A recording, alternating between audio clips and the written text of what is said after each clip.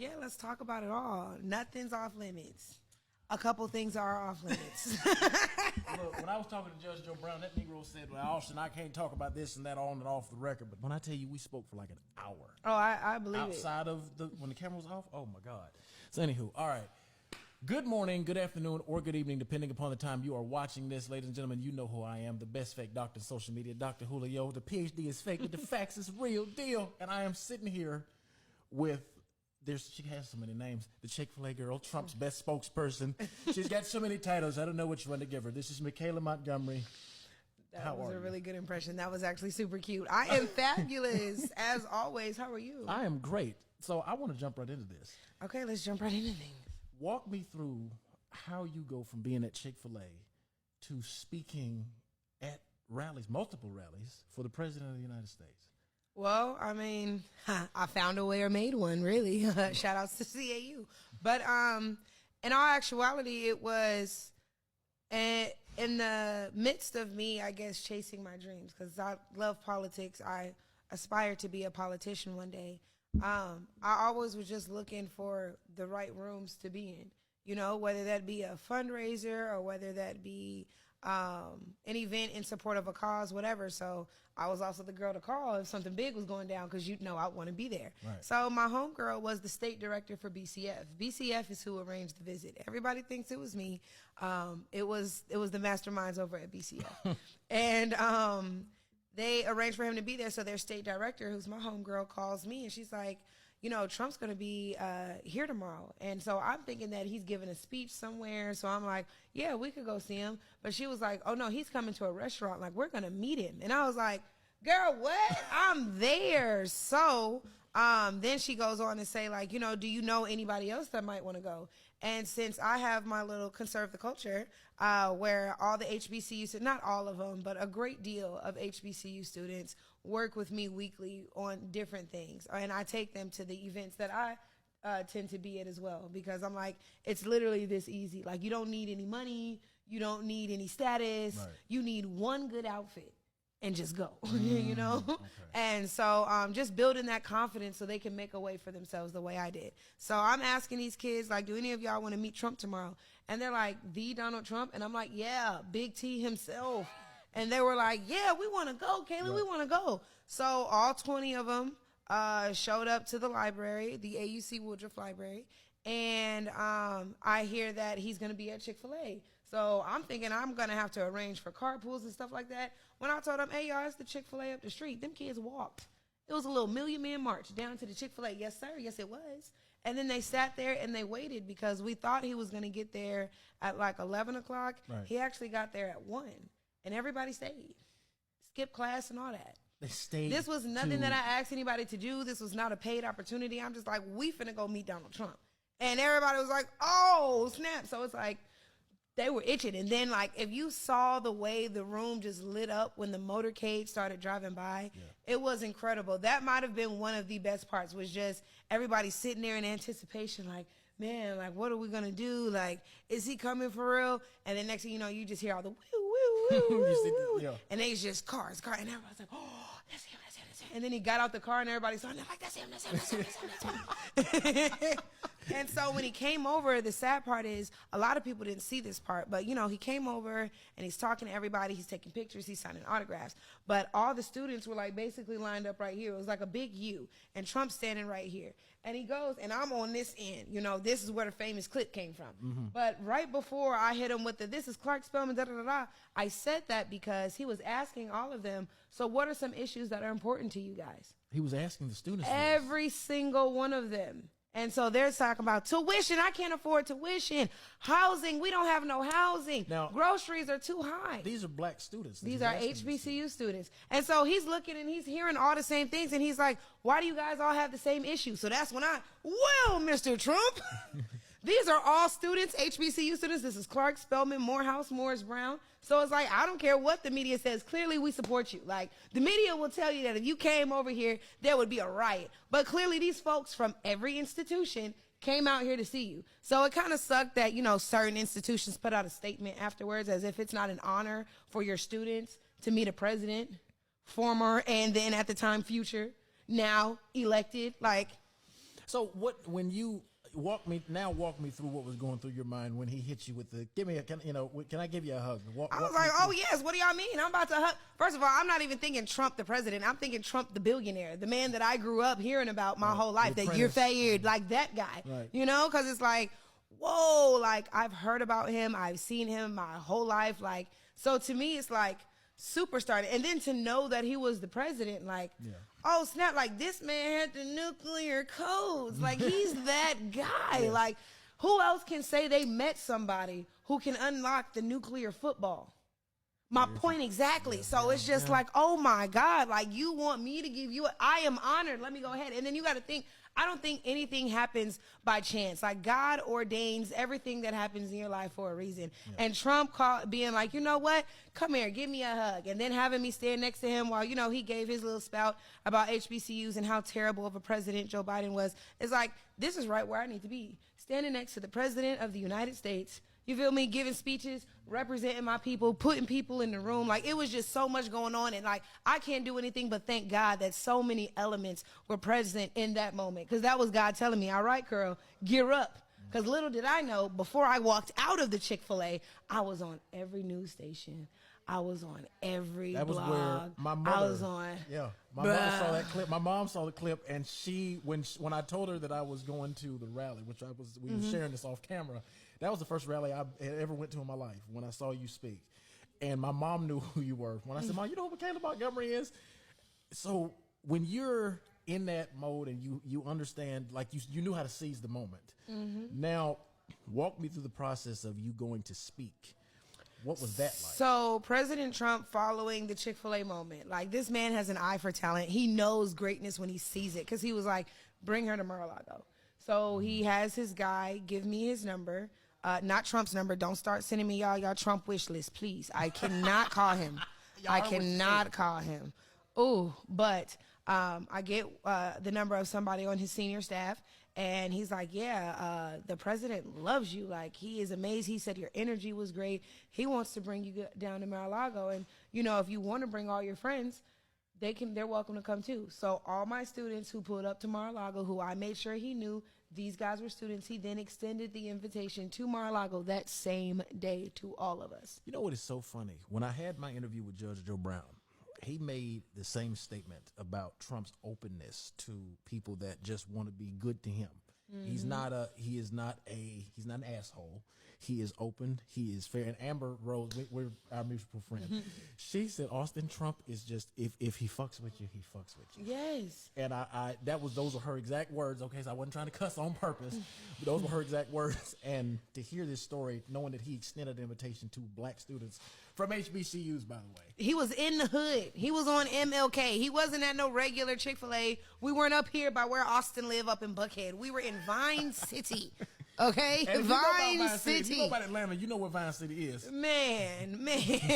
So it's like, we 2 streets away from the Bluff. Like, what are y'all talking about? 2 streets away from so it's Snow. like, he didn't know none of them. And he said, come to my house. What? So, of course, I round him up and I say, let's go. But that's the argument. That beautifully refutes the argument Trump is a racist. Oh, absolutely. Nothing about that moment was racist. And then, he tends to wash his hands a lot. Like, people will tell you that he's sort of a germaphobe. And so, like, a racist, they think all black people are dirty. And he said, come give me a hug. So, like, that refutes the racism argument right there. Beautiful. You feel me? Right. So, and then every time y'all saw me with him, and he always says, Micaelah, she's a beautiful young woman. I might get in trouble for saying that. He never She's fails. amazing. She's a good person. I'm like, oh, yes. Because, like, how many people like, I'm not going to get on here and share, like, my whole life story and nothing, because we'd be here for days. But just to be somebody with a story like mine and have the president just speak so highly of you every time he sees you, the fact that he acknowledges me in his speeches whenever he sees me, it's just like, and it's like, I got a daughter, we got kids the same age. We talked about it off script. So it's just like, to be able to, like, she'll be able to see that. Yeah. Like, she's going to see that. Yeah. Like, she has pictures with the president. Right now she doesn't get it. She's like, oh, Mr. Trump. Hi, Mr. Trump. But like, she don't understand, girl. You with the leader of the free world, like man, the real baddest man on the planet. What? And so it's just like, wow, like I'm just so honored and so grateful that like, you know, God saw this for me. And I'm also, you know, so grateful that he put it in my heart to have the faith, because things could have went this way, and that way, you know? It's so interesting that you mentioned God quite a few times. I've noticed that there's more of a religious resurgence in the United States now that he has actually won.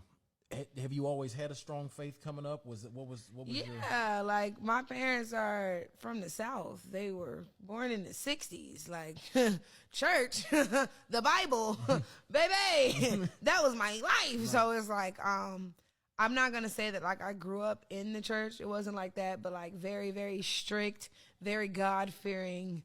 That was my upbringing. And like for me, I'm not like a super strict Christian. I'm not the perfect Christian. I don't need to be telling nobody how to practice their Christianity. But my relationship with God is like so beautiful. Like, you know, me and him talk. I feel like the relationship I have with God is like what it's supposed to be like. 'Cause I was just like, God, like, what are we doing? Like, what is this? You know, and it's like, he really does talk to me. And so it's like, when I got pregnant, like everybody told me my life was over, but he kept telling me, have this baby. And so I'm just like, look, God, if you gonna have me do this, I'm gonna need to see something, because this is a bit much. You finna let this man be in me? Like, I'm not supposed to go down like this. It was supposed to be white picket fence, 2 dogs, a ring. Like, what is this? And he just said, you know, have the faith. And I just trusted that God was gonna work everything out for me. And like, to be a single mother with no family and like no help from, you know, her dad or whatever, it's like, to do the things that y'all see me do, that's nobody but God. And you know? It's so fun. It's so funny that you say that, because I was doing some research on this. 62% of married women vote Republican historically, and for the and over 68% of single women, including single mothers, vote Democratic. So for you to struggle with everybody has a struggle. For you to go through your struggle and not lose faith in what would be more conservative principles. We're both Christians, obviously, but that is more, that obviously lines more with conservatism. How did you maintain the faith? How, in other words, was it just, you just kept believing? Did you start to see signs? What was it that, because I know y'all not gonna like my answer, but baby, I'm delusional. I live in a state of delusion. So every day I just decided to wake up and tell myself it's gonna work out. It's going to work out. I love me. God loves me. The world loves me. Hey, at the end of the day got to end. You feel me? Like, that was really my attitude. Like, literally, like, because I had been, like, so sad and depressed for so long. And it's just, like, literally, I just woke up one day and I was like, I'm tired of crying all the time. I'm really tired of crying all the time. And it's like, I ain't got nowhere. You feel me? I might have lost a little weight, but I ain't got nowhere. So it's like, all right, now that I look good, let me go be seen, you know? And so it's just like, but you can't be out here and look like what you're going through. So it's like, you know, that fake it till you make it, that's real. To put a smile, really smile. Eventually, you're going to come across something during your day that's going to make you actually smile. And next thing you know, the smile on your face ain't fake no more. You know? And it's been on there all day. You don't even realize you're still smiling. You feel me? So it's just like, you just really got to change your mindset. Just wake up and one day just be like, oh, my God. Man, you know, excuse my language, but man, fuck it. Yeah. Like, I love it. Like, look, everything's going to be fine. God woke me up today. God is going to let me sleep peacefully, and I'm going to wake up again. So what am I going to do with my 24 hours? That was it. That's the best way I can say. If you worry about anything else, if you let stuff get you down, it is so easy to lose faith because so many things are going wrong around you. But again, living in that state of delusion, it'll all work out. And people think I'm insane because they're like, Kayla, things are crashing down. Why aren't you freaking out? And I'm just like, eh. But it's like when you've literally been through what, to me, I feel like it's just the worst. Nothing phases me anymore. So it's just like, why stress about it? I survived this, and this. So all this stuff, shoot, throw it. Come on, God. Duke it up. So looking at it from that perspective now, what did you, moving back into, I guess, the political scene in a sense, what did you think about Kamala Harris when you first listened to her talk? From a black woman's perspective, she has labeled herself as a black woman recently. What she turned black. Right, she turned black. I don't know when she turned black. What did you think of her just from listening to her? So I had been following Kamala since long before she ran for president, when Obama introduced her as a senator. Because I was like, oh, who is this lady? Because remember, Obama made similar comments. He was like, oh, she's a looker, you know? And I remember everybody being in a frenzy because they said it about her. So that was the first time I had ever heard of her, was because people were clowning Obama for talking about, how good she looked. And as soon as she came out, though, like, I'm from the West Coast. So everybody was like, we hate that lady. And I was like, what do y'all mean? What do y'all mean? And so while a lot of people focus on the drug charges and, jailing people for weed, people forget the truancy laws that really impacted a lot of people. Remember Trump did a video So, she really used to go after parents whose kids were being truant. And the thing about it, and here's what was so tone deaf about it, is she was in California. So it's not not normal for a parent to work 2 to 3 jobs in order to pay all their bills. So it's like you're doing everything you can to take care of your kid. The only thing you can't do is be there with your kid. So you're doing, as a parent, everything you possibly can, but your absence has created opportunity for your child to get in trouble. And so you're not there to make sure they go to school because you've clocked into work already. Right. And you're not there to make sure they didn't skip and come home because as soon as you leave one job, you're going to the next. You and your kids meet up at bedtime. So for you to jail somebody who literally probably didn't even know, because they're not there to get the phone calls. Right. And the kid gets home long before you do to intercept the mail. And this is before text messages and emails and all of that. So it's like phone calls and hand mail is how parents were getting alerted about things. And you're jailing a mother who had no idea that their student was acting out. And it's like, this is not to say nothing like it's race related or whatever, but like I went to school with a lot of white kids. And I say this because as black people, we be like, we know we wasn't skipping school, but the white kids that I used to go to school with would legit, that was their thing. Their parents would go to work. Some of them would come to school and then they leave. They had older boyfriends or older friends who would come pick them up, and they would literally skip all day, or they would skip and go back to their house. Because remember, this is also before Ring cameras and all of that other stuff. So it's like playing hooky was the easiest sport for any kid whose parent was at work. And so for you to jail somebody who literally had no idea, imagine if they need that second job to pay the bills. Now they in jail. Not only do they have to pay a fine to get out, but then it's like they lost time from work. So their check is already going to be short. And then don't let them be, on thin ice with their employer because they've been late or anything like that. Now they've lost their job. So now you have parents getting evicted. You have parents not being able to shop for groceries. You have parents having to walk their kids to school and then they walk to work because they couldn't get gas because they have to keep up with the stuff that Kamala Harris was blaming them for. And it was already hard enough. So where I'm from, everybody hated her for that reason because we knew people who actually got in trouble because of that stuff. And these weren't moms who were negligent. Every mom that I knew, who ended up in jail because of her was a mom who had 3 jobs. None of them had just 2 jobs. All of them had 3 jobs. Jesus Christ. So these women are working from sun up to sundown. Sun up to sundown. So it's like they're not there to check on their kids. You can't they're not paying all the damn bills exactly. And so how is throwing me in jail going to make that better?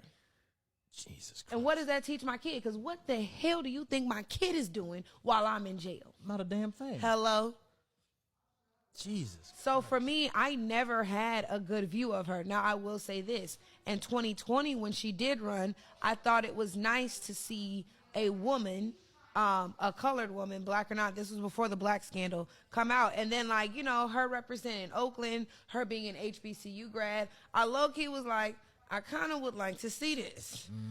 Because everybody tells HBCU grads that their degrees aren't equivalent to those of PWIs or Ivy Leagues. Right. So now how could you say that an HBCU is not just as good as an Ivy League when an HBCU is sitting in the White House, But this is also before I did any real research on her because I've never been a proponent of turning in guns, Right. And I was one of the people who sat at home and cried when I saw the whole Sandy Hook stuff and you were reading the notes that the parents left that the kids left their parents as they heard the shooter approaching. Like, I was bawling my eyes out. And nothing about that said, yeah, we should just get rid of guns. To me, even in high school, I was like, imagine if the teacher could have shot him. Yeah. All those classrooms he went into, imagine if at least one teacher had a gun. That was always my argument. And then I was in debate. So it's like we never had to debate that topic, but mutually assured destruction was a topic that I always debated. It was something that always came up. So to me, when the threat of violence is anywhere or somebody's in extreme danger, it's always like there should be some mutually assured destruction. Yeah. So I never...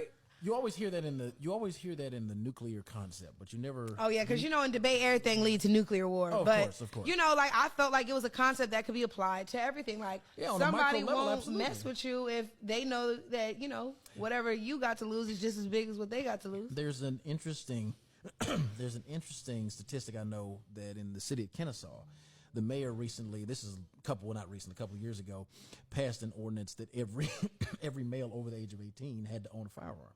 They have one of the lowest crime rates in the state of Georgia. Not saying he enforces it, but where more guns are, less crime is. There is a negative correlation. More guns, less crime.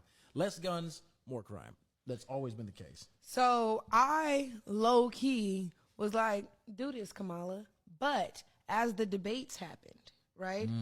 And it didn't click to me yet because remember, it was in high school and you usually heard Senator Harris. You didn't hear too much of people calling her by her first name. Right. And so when she's running now in 2020 and people are like, Kamala Harris, it took a second for me to register that this was the same lady.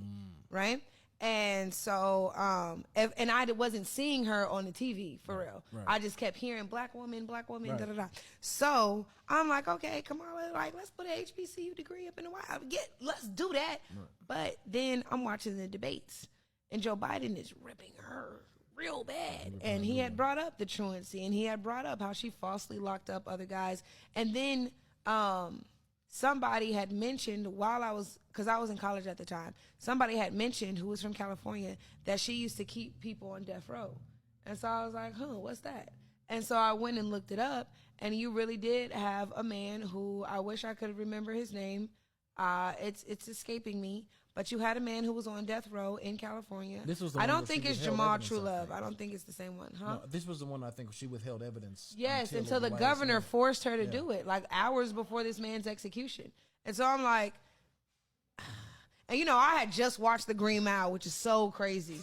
So I'm like, no. All the movies to mention that you had just watched, The Green Mile. My daddy always had me watching some weird movie. Well, not to say The Green Mile was weird, but for me to be watching that in high school, for no good reason, just other than you need to see this. Yeah, it was. No, it it wasn't because he felt like I needed to see it. My cousin ended up going on a date with the guy who played the big black guy in The Green Mile. Michael Clark Duncan. That one, yes. Wow. He came to Vegas, and I guess he took my cousin out, took her shopping and all that. And then my daddy kept saying, "You don't know, you ain't seen The Green Mile. You don't know who that is." And I was like, "No." And then he had me sit there and watch The Green Mile. So that's how you figured out who John Coffin was. Yes. There you go. But just seeing people, or at least in the essence of the movie, seeing people who were innocent being executed, and to think that she was okay with that. That's just the story that we heard of, That's not telling us how many got brushed under the rug. Because, I don't know if you know, but on my way back from Costa Rica just last week, I was watching Just Mercy. And I'm bawling my eyes out on the flight because it's another movie about innocent men on death row being executed. And so it's the guy that Michael B. Jordan played in the film actually dedicated his life and his practice to getting innocent people off of death row. And the surprising statistic is 1 in 9 people that we execute are innocent. 1 in 9. That's too damn high. And so the fact that Kamala Harris, being a black woman who you would think would pay more attention to these things so that you don't add to that statistic, was going to let that man die. Hey, man, 2020, I was like, yeah, never mind. I don't care what happened to her. And then she dropped out. Right. So because she didn't do good in the race at all. So then when she came around this time, I knew she wasn't going to do well. My issue was our people. Because what are y'all doing? People made us feel so bad for not supporting her. There was, That's what I didn't understand. Because I'm like, when have y'all ever been like, yeah, Kamala? Because, for instance, if it was Representative Jasmine Clark, right, I could understand why black women are going so fiercely behind her. Because you guys have seen her do work, and y'all are, fans of her work. She has a body of y'all work have never been that excited about Kamala Harris. And she was in the Senate for how long? Since Obama. Y'all were never excited for Kamala Harris. You tell the truth. You feel me? So it's just like, for me, off rip, when she came along, I knew we were going to get the Stacey Abrams effect, where people were going to be excited to see this black woman, but they weren't going to be ignited to go to the polls, you know? So along that vein, then, when you were listening to her list out her policies and her What policies? plan, right? Exactly. That's what. Okay, I was right. like, I'm glad you caught. You're that. trying to trip me up, man. I'm glad you caught that. Like, what I missed? Right. So her policy was attack Trump. Her policy, her plan was attack Trump. When you started to watch, I don't know if you watched her address at the DNC, when her entire speech focused on not how great of a candidate I am, but how horrible Trump is. What type of taste, as they say, what type of taste does that leave in your mouth? As a debater, that let me know off rip she had nothing to stand on. And I wish it was required that in order to graduate, every student take speech and debate. Because anybody who had taken speech and debate would have seen you had no case to stand on. You went straight to a rebuttal. And that's a quality of not just somebody that's not good, but somebody who's trying to manipulate, you know? Because if you had something to stand on, you can tell me how bad you think Trump is. But you're going to do so in comparison to how good you're promising me you will be. We never got that. It was just bad, bad, bad, bad, bad. But okay, what makes you so good? But people aren't asking these questions because, unfortunately, common sense is rare. Well, and along that line as well, when you look at our people, you said something really interesting. I have said this. I think the black people as a culture are too politically emotional and socially emotional. All you have to do to attract the vote of the American Negro, as I've said, appeal to his emotions. Promise him. The Negro cares more about promise than he does performance. Ooh. You know, that's something. You said that? I said that. Oh, okay. Yeah. I was going to say, that's Frederick Douglass or something. No. Ooh. Frederick ain't in my memory. What's in my brain? No. Martin Luther King, Malcolm X, that's in my brain. Okay. I ain't quite as well versed enough in I Fred. like that. You know, Okay. but I believe that. But that is so true. Now, when you hear me say that, y'all, look, I'm thanking him in advance. Thank you. So if she borrows it, just know I need a spot next to her whenever she's. I'm gonna do one of these. It's not for Atlanta. That's for Austin. Shush. But that's one of the things that I noticed with us as a people. How does that change? Because now this is something really interesting. A lot of black women were pissed. I don't know if you've seen a lot of the TikTok videos, Instagrams. 20% of black men voted for Kamala Harris. Oh, excuse me, voted for Donald Trump. 80 or so percent still voted alongside black women for Kamala. Black men that voted for Trump caught hell on the internet. Still catching hell, by the way. What do you say to the sisters that see Trump as a racist, see him as a bigot still, see him as Hitler, when you have had direct experience with this man? How do you change the mind? Or can you change the mind of black women and black men that still find Kamala is the superior pick? Unfortunately, a lot of them are going to have to learn the hard way. And I think that the only reason why we saw the black vote for Trump double in a lot of major metropolitan cities is because black people learned the hard way that voting for people based on promises and not performance was very detrimental to the things that we wanted. Everybody heard Joe Biden promise a better America. What he delivered was a shit show, excuse my language again. But once, enough people couldn't afford groceries, they couldn't afford to pay their rent, they couldn't afford to keep up with their car note, they couldn't find another job to help supplement for the money that they didn't need before, but all of a sudden need more money now. Like, people were like, all right, no, we actually need something different. And it's like, Trump had already been the president before. And again, Kamala Harris, people were listening to, how are you going to fix this? One thing about black people is we're going to be like, all right, but how you going to fix it? All right, but what you finna do? And while I was disappointed that more of us weren't saying that when she was campaigning, because it gave the Democratic Party the illusion that you don't have to prove anything to us. We're just a bunch of, throw me a party, and we're just going to go out and vote for you. And I think a lot of black people were offended this time because they saw it. Again, they had to learn the hard way. When you allow people to just bring out entertainers and do the electric slide, and all of a sudden that means they down and they know what you need, and that means whatever promises they tell you, they're going to deliver because they electric slid slid with you and visited your grandma's church. Yeah. That has to mean that they feel you right here. And then they hit you know, you better thank a union member. Oh, You better thank a Lord. union member. And so it's like we had to learn the hard way. And so now black people are looking at their black Republican friends that they always made fun of, and we was chilling in the back like I told y'all. What little Boosie daughter said? I told y'all this. It was really like that. And so the issue with black women is, though, black women are 10 times more emotional than black men. And you got to understand that that's more of a trauma response than anything. A lot of black women weren't listened to when they were coming up. So now, whatever it is that they hear and feel and believe, they are so fierce in that belief, and they are going to stand on that, because our whole lives, our mamas told us exactly how to be perfect. You're a black girl. You have to be perfect, you know? So you got to sit this way. You got to act this way, da-da-da. We could never speak up for ourselves, for real. So now if you feel like you have an opinion so fiercely, it doesn't matter what anybody tells you. All you thinking of, y'all gonna listen to me now because I'm grown. I'm not a kid no more. Y'all can't tell me to shut up. And it's like, regardless of how many real life examples I would point to, because I had plenty of black women ask me, how could I support Trump? And I'm like, I have a daughter. My daughter's not gonna come tell me she wants to be a boy. You feel me? And I'm going to be like, all right, let me change your whole wardrobe. Let me go get you some testosterone. Let me start letting you use the boys' bathroom. Like, I'm not going to do that. And if my daughter happens to mention that, oh, I think I want to be a boy, or I wish I was a boy, to her teacher, I'll be damned if her teacher decides to tell her, oh, well, you can be a boy. And then, you know, has her change clothes when she gets to school, and I don't know. You know, call her by a different name while she's at school, and I don't know. Even on that point that you just brought up, when you look at the abortion thing, how would you react if your daughter comes up when she obviously gets of age? She got, our children are the same age. So 20 years from now, she gets pregnant and she she has doubts, is afraid. How would you handle that? I'm going to be like, girl, I doubted everything. I was in college. I had to leave because of you. I had me a man. I was out living life. I was doing all kinds of things. And then boom, it was like, oh, here you are.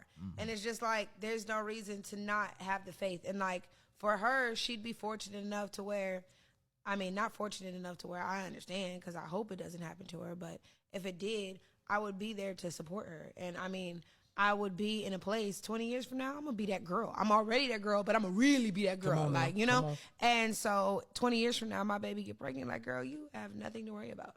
You, the baby, have nothing to worry about. Like, there's no reason to not do it, you know? And I think that a lot of black women feel like they have to get an abortion.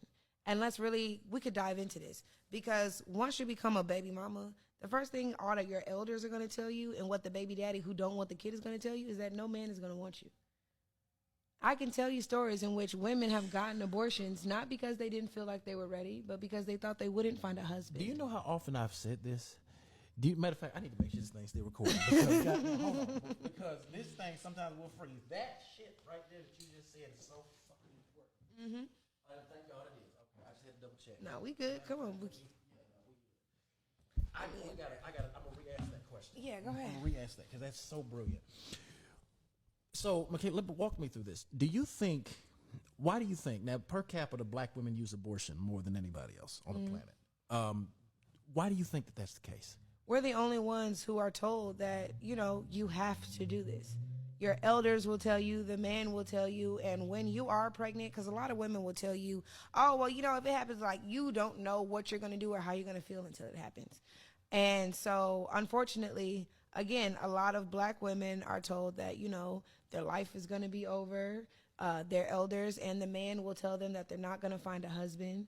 80% of abortions aren't elective. It's because a man told the woman that she had to do it, or he coerced her into doing it by telling her he wasn't going to be there and all of these other things. So she felt like, because I won't have a man here, because people are going to judge me for being a baby mama, because men aren't going to want me because I have a kid, I'm damaged goods, I'm all used up, I can't have this baby. But people aren't telling the Hispanic women that the family comes together when somebody gets pregnant. They're not going to praise the teenager who got pregnant, and they're not going to praise the young girl who was out here being reckless and got pregnant, but they're also not going to deny God's blessing. Asians, like, we don't even know when they get pregnant. They So handle then that so nice and swiftly. And like, you know, so next thing nice you know, and the baby quiet. grown. Baby going to MIT. We like, dang, where this baby come from? You feel me? Like, I mean, that real talk though. but, and then, It you know, is. white people will come together and everybody will help that girl raise the baby, watch the baby, all that. And they will still let her live her life. And that's what every other culture, like, they'll still let their baby girl go to prom.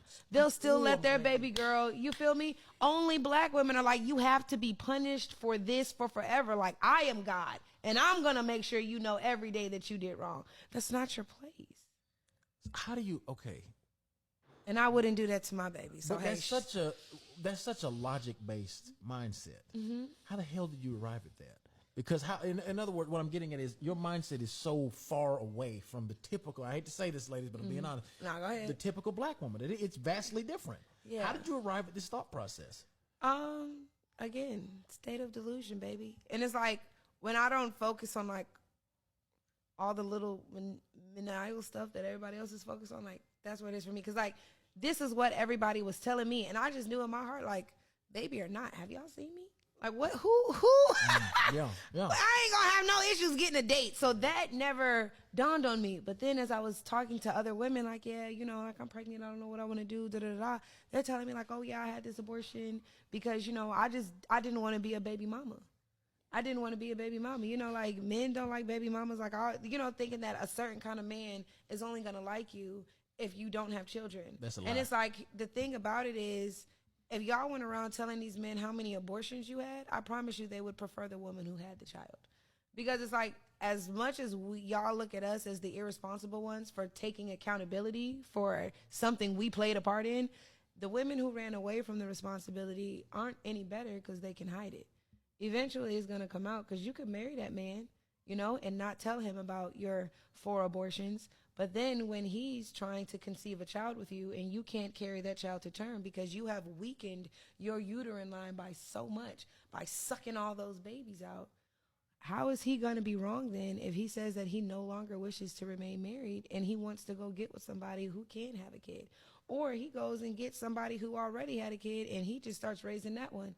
Because now he don't have to start over from scratch. He can skip that part. You see a lot of that. You see a lot of that. And women will be bitter towards baby mamas as if we did something wrong. We are literally living in our purpose, sweetheart. God will bless us for reasons that you won't see. Because you told God, no, thank you.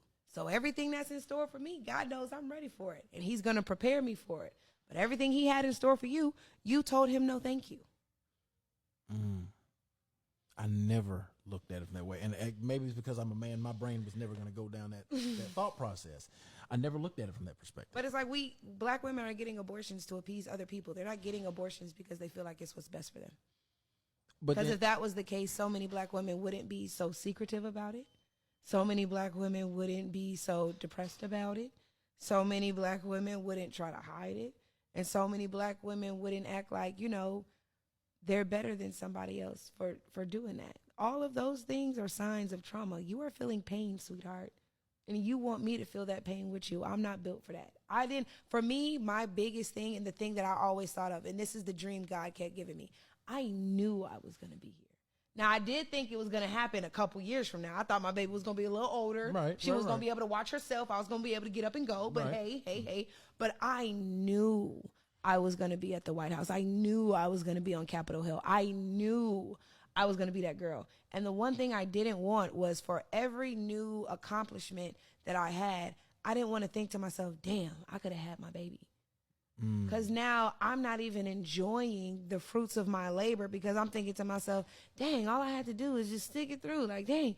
And just thinking about how every time I dated a man and I thought he was the greatest thing in the world, somebody greater came by and I would be so mad at myself for staying with the last guy for too long. So like, imagine me getting an abortion thinking that I was going to live this great life because I didn't have a kid, but an even greater one was in store for me, you know? But unfortunately, I let everybody else make me feel sometimes. And it's like everybody who had an opinion, ain't none of them do nothing for me. Like, so it's just like all y'all had an opinion and nobody who had an opinion is also doing better than me. So there's that. It's like God literally walked this up. And it's like you would have never thought it came from me. My parents are married. Like I was raised so super strict. Like my mother was so upset. I was 24 living on my own.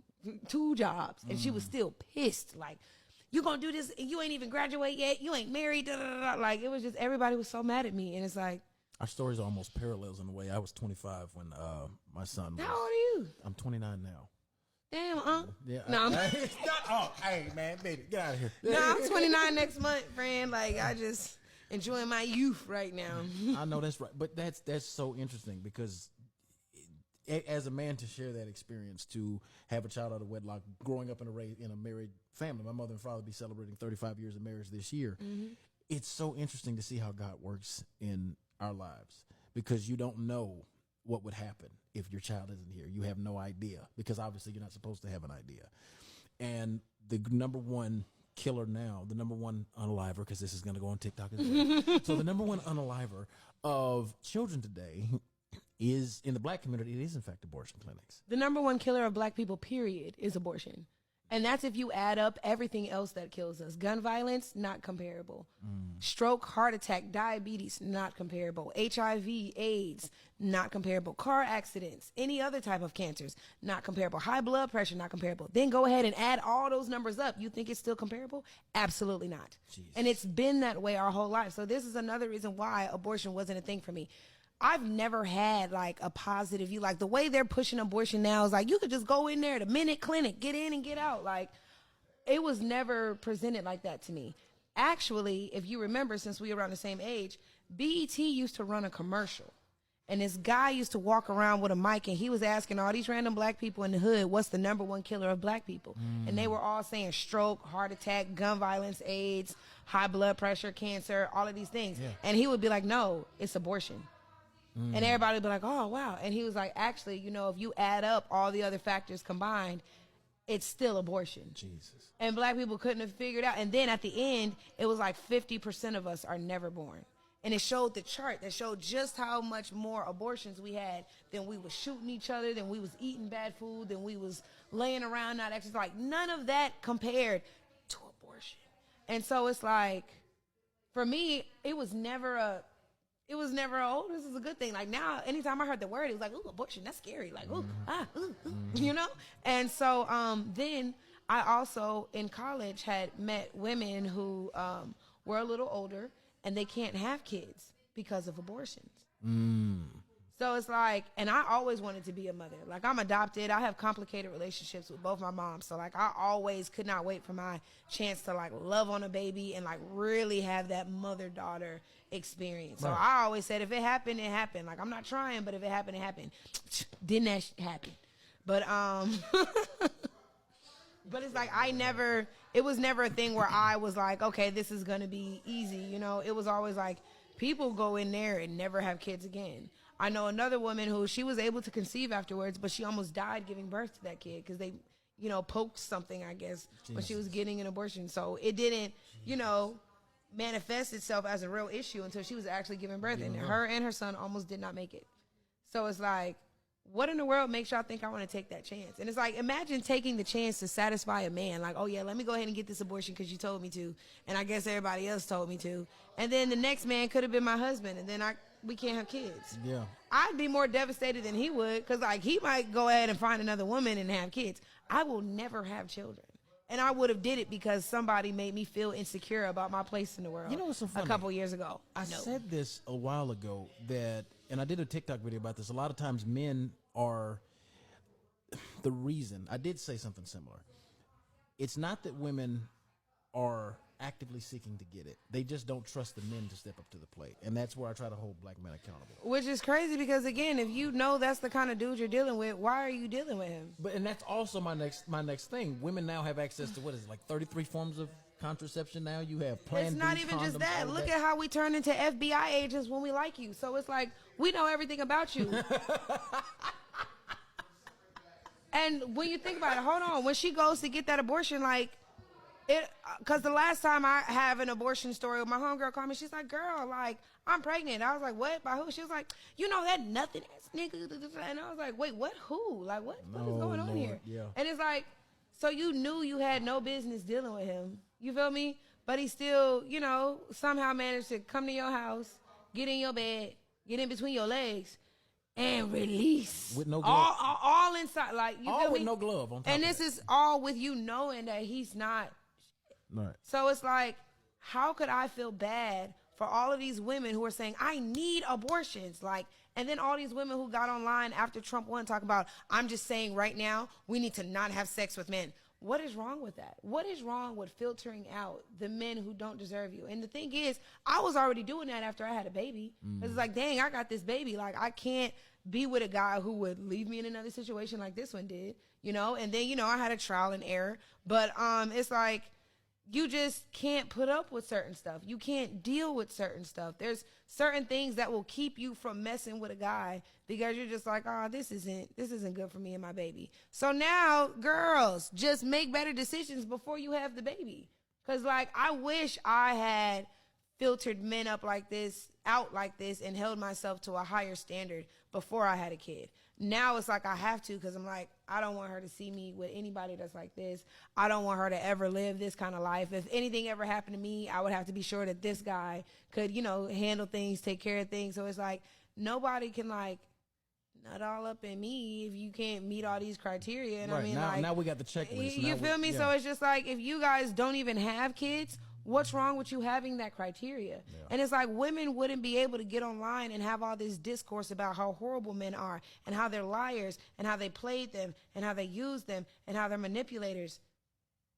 Y'all wouldn't have so many stories because nobody's safe. Nobody's safe. I'm not saying that being abstinent is going to keep you from getting played. It is not. Mm-hmm. But at the end of the day, it's just like, some guys won't even put that much time or energy into you if they're not getting anything from you. Absolutely. You know, so now it's like, the guys who are trying to see you, the guys who are trying to spend time with you, the guys who are trying to link with you, whatever, if y'all not, you know, bumping ends, then it's like, oh, wow, you must really enjoy my company. You must actually like me. And then, like, you know, if he's taking care of this, taking care of that, now it's like, okay, this might be somebody that's worthy of you. But a lot of us aren't even doing that. A dude be like, yeah, we ain't got to go out. You can come over here and chill. Then you go over there and chill, and now you got a baby. Netflix you feel and chill me? is a problem. Goddamn it. But it's like, had you told that man, oh, no, I'm not trying to go to your house. You got to take me somewhere. Mm-hmm. He probably would have been like, oh, I'm not even on that tonight. You would have never went to go see that man. Yeah, you know. And now there's no baby. You see, like, this is why you shouldn't go to everybody's house. My mama has this saying, and I can't stand it, but she says a hard and a wet gone. Hello, because I'm just like, why are you inviting me to your house? We are grown. Yeah. What is at your house that is not at mine? Not a damn thing. We both. I can watch TV. Like, what? I got snacks. I got more snacks than you. I'm the baby mama. Like, what are you talking about? And I have this thing because men always love bashing single mothers on social media, and I'm like, y'all be bashing single mamas, but y'all still be in her kitchen eating up the baby snacks at 2 and 3 in the goddamn morning. The only thing about that is that opens up the argument because people love to say that single mothers are just for fun. Everybody says that. I've heard. I don't believe it though, because a lot of the women that I know who are married now were single mothers, or you know, and so it's just like, I don't know what y'all are talking about, but it's like the type of men that y'all are dealing with. Yeah, a single mom is just going to be fun for them because they don't like the concept of responsibility. Yeah, but a man who's really ready for you, he don't care what the hell you come with. No, he wants you, and if that mean it come with a baby, a dog, and $20,000 in debt, he gonna take that on. Yeah. And that's the thing. If we like you, we like you. It doesn't matter. And and the thing is, I'm adopted, so it's like the whole concept of men don't like kids that aren't theirs, or men are, you know, that's never been a thing. That's bullshit to you. You can't tell me my daddy is not my daddy. Right. So it's like I've never known like men to be super stignant about not taking care of another man's kids. I never heard that until people were telling me that, yeah, you're not gonna find a man because no man is gonna want to take care of another man's kids. And and I was like, oh, I wouldn't know nothing about that. I call my daddy right now. Like, what are you talking about? Like my daddy, when I got pregnant, that was the only one who was like, shoot, well, what you finna do? And I was like, I'm gonna have this baby. He was like, shoot, well, you finna get big, you know that, right? But he was there. That's the point. like my dad, like, never left my side. Called me every day to make sure I was all right. Like, drove from Nevada to Atlanta to come see me, you know, like. But see, that's the love of a father. That's something that is irreplaceable. So it's just like, what in the world makes y'all think that me having a baby would ever make me feel like I couldn't find nobody? Like, I don't see it. I don't know nothing about that. And a lot of the men that I pull now don't have kids. And honestly, like all the girls who were screaming abortion, abortion, abortion, I got to vote for Kamala because of abortion. A lot of black men looked at y'all like, oh, really? And first of all, ladies, I'll tell you personally, that if half y'all that was doing all this screaming, half y'all that was doing all this screaming about it, we ain't finna touch y'all no way. I'm gonna just be real. At least I'm not. It's like I ain't the best looking thing in the planet, but I know enough. Okay, I know enough. And I tell men all the time, you know, I'm 29. I know brothers that are 40 with 5 kids, 4 different baby mamas, and I'm just like, y'all do know that a kid on average costs about 280 racks. 280 bands to get them to age 18. I don't know about y'all, but this economy requires 2 incomes to be able to be like nice and comfortable. 280,000. I'm not shelling it out. You're supposed to be here to reproduce, man. So if he out here and he providing, let him do what he do. It's men who out here who I don't know how, but you know, in other cultures, them men don't even go to sleep. They just work. You go to Jamaica, that wife will tell you, oh no, he doesn't even go to sleep. He go to work. So it's like, I don't know. Only in America do we, I mean, you know, the multiple baby mamas part. That's another thing in itself. But if we are really super pro-black or whatever, like, we here to reproduce. We are. And that man planting his seed everywhere, like, he's supposed to do that. He's supposed to be able to take care of them all, though. He's supposed to put them all up in the house. Supposed to, you know, have them all on one accord.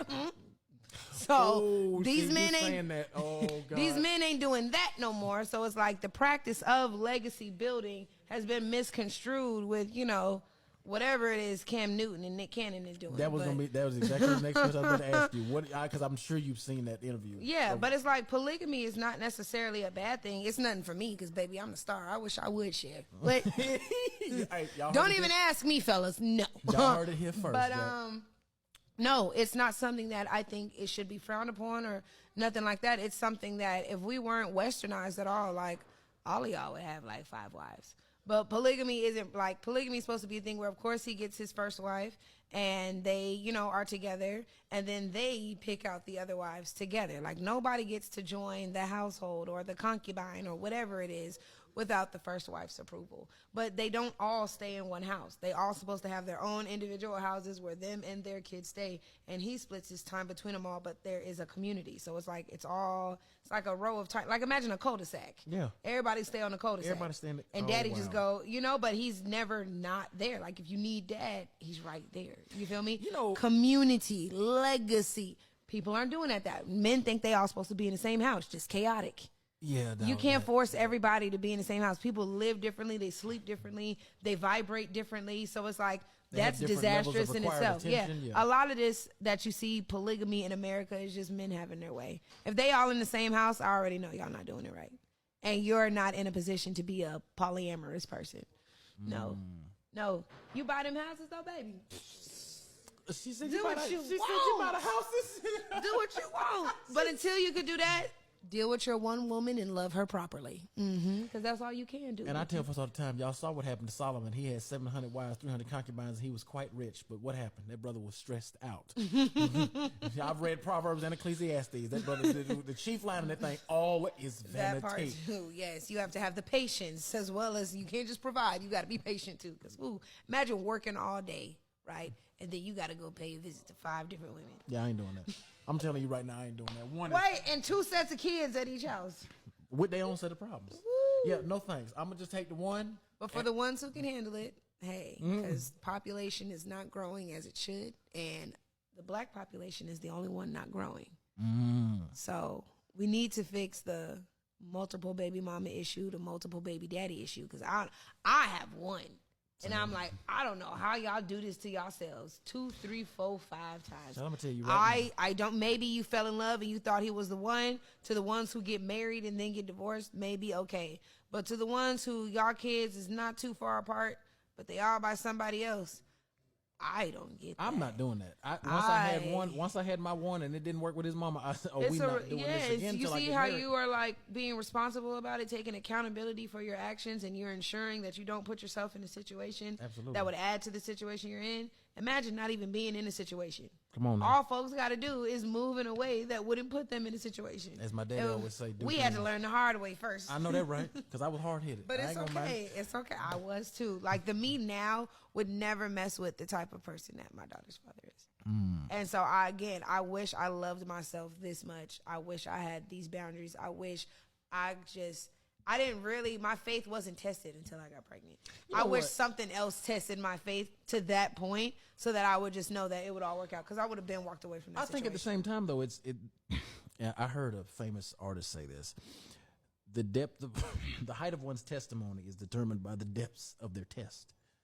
So maybe and God knows his kids. So God knows I'm hard-headed as hell. I guess he knew that's what it was going to take, because I wasn't listening to nothing else. I mean, nothing. Like, I was with dudes who was beating me up bad. Like, I'm missing it too right here because of that. Jesus. And yeah, I'm finna get a new one though. My Cardi B transformation on the way. I don't even want to hear it. But it's like, when I was getting my ass beat, that should have been like, hey, Kayla, you deserve better than this.